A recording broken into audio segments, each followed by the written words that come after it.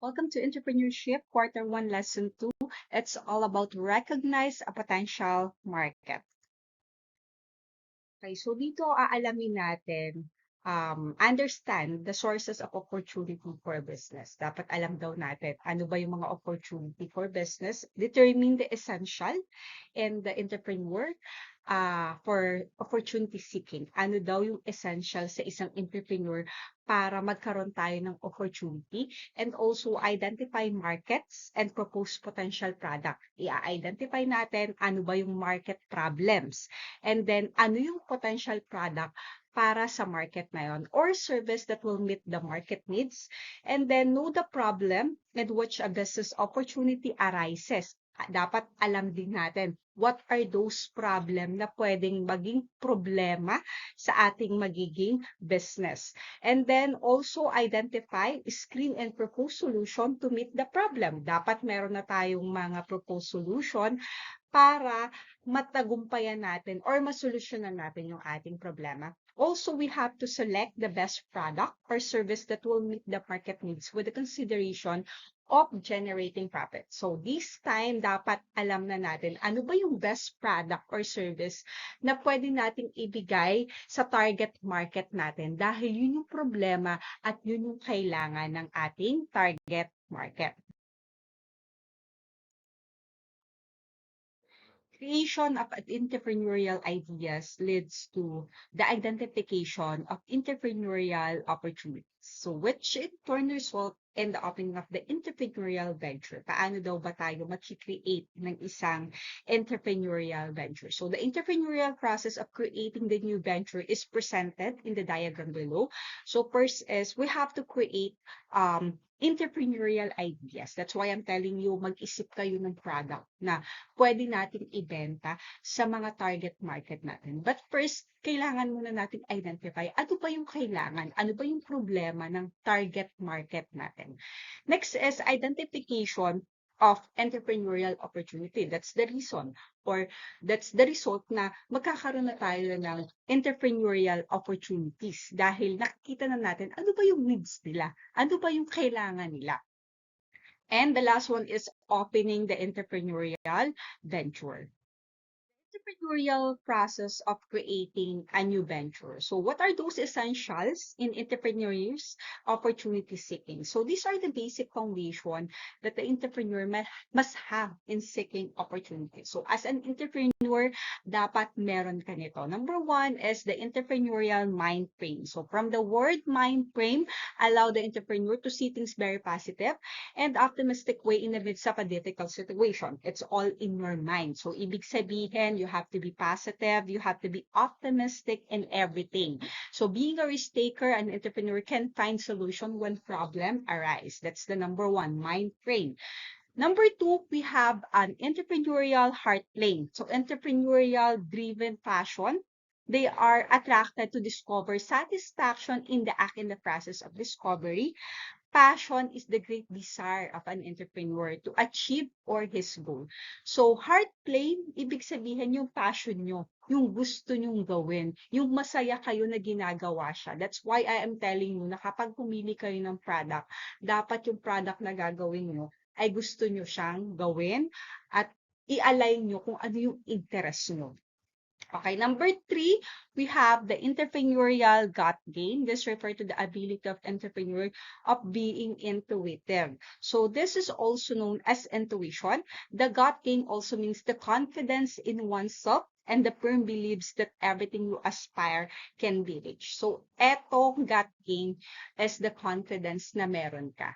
Dapat yung self-esteem natin mataas dito para mas mapush natin yung sarili natin and also the whole group na parang alam natin na kaya natin to, kaya at magagawa nyo yung bagay na to.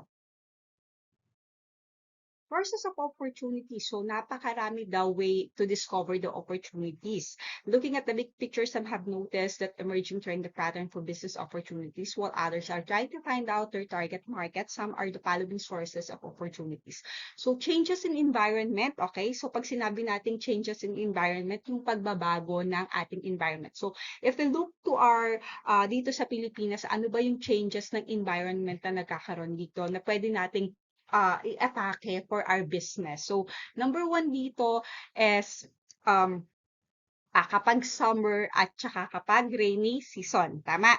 So dito, external environment, yan, the drive to view changes positively. So ano yung mga bagay na pwede mong ibenta during summer at during rainy season? Okay, so those are the things na pwede nyo i-consider para dun sa inyong product. Okay, so yun yung parang changes of the environment.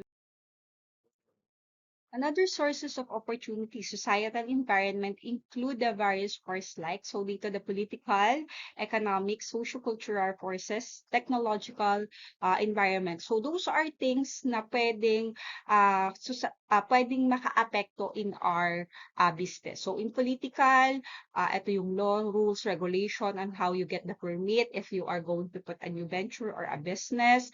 In economic forces naman, such as income level and employment rate. If you are going to put a business in a community, dapat inaalam mo din ano yung income level nila, ano yung employment rate nila, the possibility na magiging okay yung product mo with them.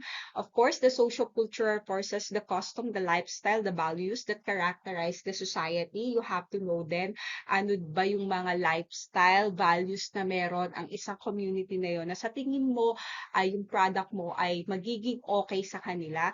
Next, also, we have the technological environment, the new invention, technology innovation. Dito papasok, ano bang technology innovation ang meron sa community na yon na pwede mong i-adapt for your new venture. And also, the industry environment of the business includes also the competitors, customer, the creditor, employees, government, and the supplier. So industry environment of the business, dapat inaalam din natin sino yung competitors mo, sino yung magiging customer mo, the creditors na pwede mong kuhanan, the employees that you can get, and the policy of the government, and of course, your supplier. For example, one factor of the physical environment that can easily change is the climate. Ito nga yung sinabi ko, the temperature is very high during the summer at kapag ka naman during rainy, okay, ano daw yung parang patok na product mo kapag summer season at kapag rainy season. So those are the things na dapat nating inaalam in creating a new venture. Technological and discovery and advancement. So a person with entrepreneurial interest is the possibilities of the business opportunity in any way discovery or because of the use of the latest technology. So dapat meron tayo niyan. Dapat alam natin yan. At yung mga latest technology na pwede natin gamitin to enhance our product. For example, individual with knowledge in repair, installation, so yon. So those are the things na dapat i-consider din natin. Also, so as an entrepreneur, sources of opportunity pa rin yung government trust programs and policies. So the priorities, project programs and policies of the government are also good source of ideas. So ibig sabihin, kapag nagkaroon ng another policies, program, changes, dapat handa tayo. So example, yung use of firecrackers to celebrate New Year's Eve is prohibited. So ibig sabihin kung nagbebenta ka ng paputok, ano ba yung pwede mong in exchange on that. So people without entrepreneurial interest will view the ordinance as a plain restriction lang. Pero however, if you are a truly entrepreneur, it is a business opportunity to come up with a new product that will serve as the substitute. What will be the substitute for the firecracker? Kasi as an entrepreneur, dapat hindi tayo mag-end up na kapag hindi natin nabenta yung ating product, titigil na tayo. Dapat mag-iisip tayo what could be possible na pwede nating ibenta dahil hindi natin kayang ibenta yung isa nating product.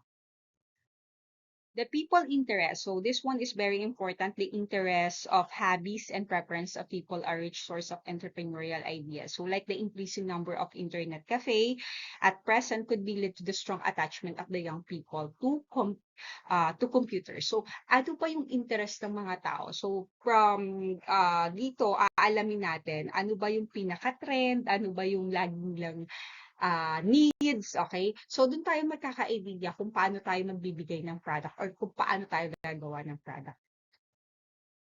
Sources of competition model. So it is also known as the 5 forces of competition. So an industry environment is a competitive environment. So as an entrepreneur, dapat alam natin na there is a competition at competitive environment. So regardless of what product or service you have, competition is always present. And dito talaga natin makikita na para tayong nakikipagpaligsahan sa iba.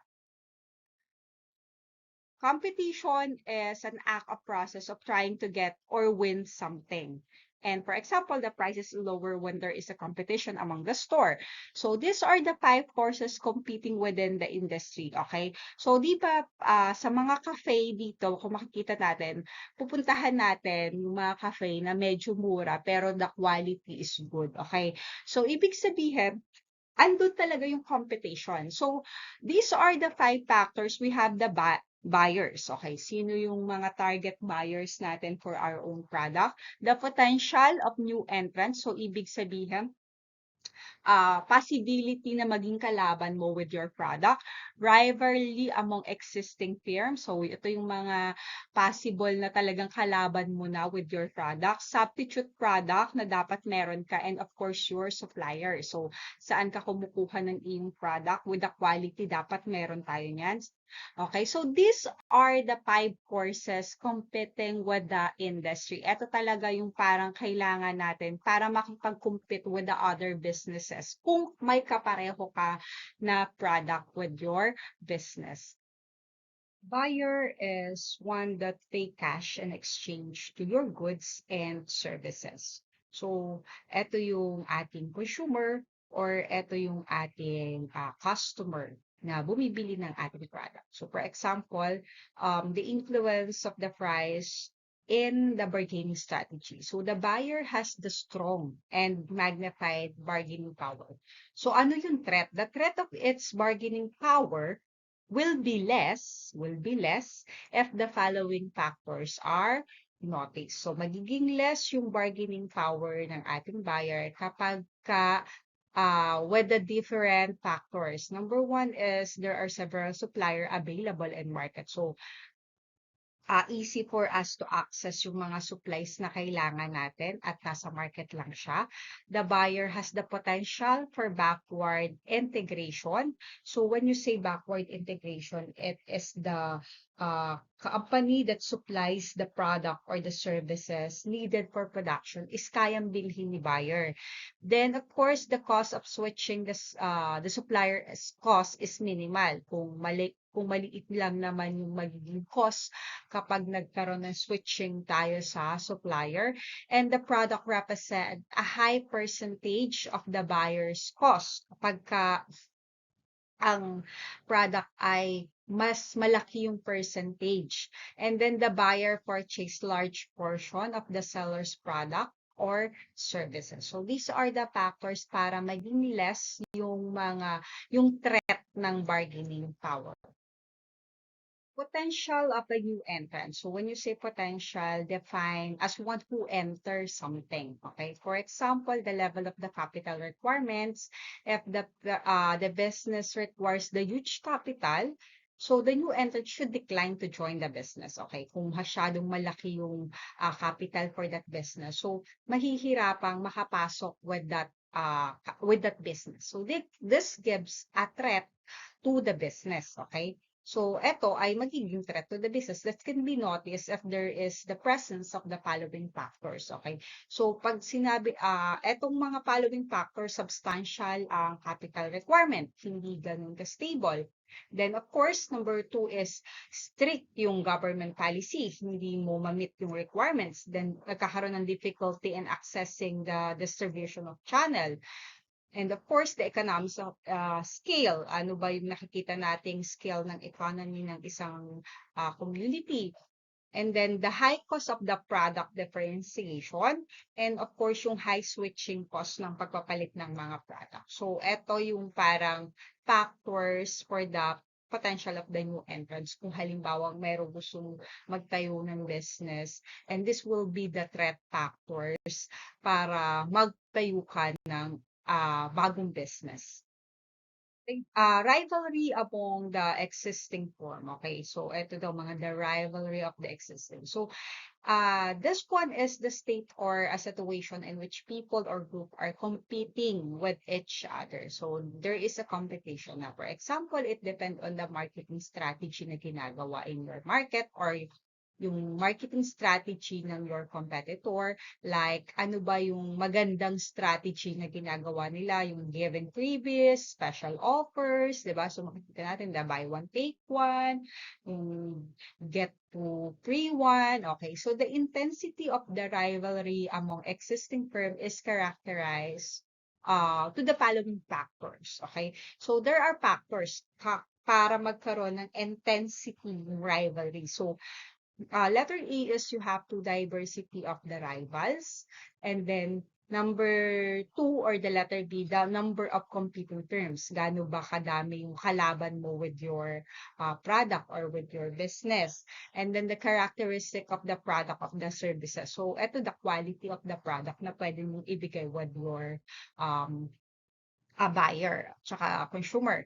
And of course, the increased capacity, the amount of fixed costs, okay? So, magkano na yung nagagastos, yung amount, the rate of the industry growth, okay? So, kung mataas na yung level ng iyong mga consumer, na parang nandyan na yan, okay?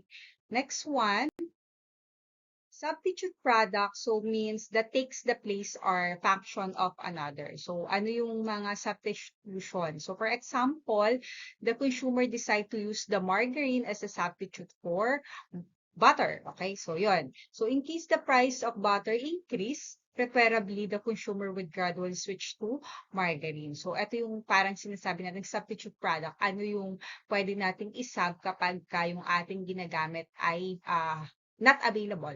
So a substitute product can give a big threat, of course. So nagkakaroon siya ng big threat in the industry environment if the following factors are noticed. Okay, so switching cost is low. So nagkakaroon na ng pagbaba kasi from butter to margarine. Then preferences and taste of the customer easily change. Okay, so eto, kung ikaw ay nagtitinda ng cake tapos ginamit mo yung butter talaga, then the next time margarine na yung ginamit mo. Of course, makikita to sa taste ng mga customer mo, lalo na yung mga suki mo. So, product differentiation is highly noticeable, okay? So, na-notice mo yung pagkakaiba ng iyong ginamit from butter to margarine. Then, the quality of the substitute product dramatically improved. And then the price of the substitute product is substantially lower. Okay, so these are the factors that can that can give you a big threat kapag nagkaroon tayo ng substitutions sa inyong product. Suppliers. So the supplier are one of that provides something that is needed. Okay, so ang supplier yung ating kinukuhanan ng mga ingredients or mga kailangan natin for our product. So for example, if the supply service being offered is unstable or kept, so ang mangyayari is the intensity of the threat is very strong. And in this kind of the competitive force in the industry, this can be noticed if there is the presence of the following factors. So kapag the supplier has the ability to forward integration, kapag supplier in the industry are few, but the sales volume is high. Okay? So kapag wala na tayong nakukuhang supply pero yung ating sales ay mataas. Substitute product are not readily available in the market. So yung mga substitute product na pwede nating kunin ay hindi available. And then the switching cost is very high. And the product or service is unique. So these are the factors that have a big threat sa ating supplier. Okay, so in this activity, makikita natin that you are just going to complete the below of supply wood product when you consider the similar. So, what are those the primary product and the substitute product na pwede nating gawin with our product? Okay, so ito yung parang mga sample. Ano pa yung naiisip nyo na primary product, tapos ano yung pwede nyong sabihin na magiging sub kapag not available yung inyong primary product. So these are the sample. So these are the quiz. Okay, number 1, 2, 3, 4, 5, 6, 7, 8. Okay, thank you for listening.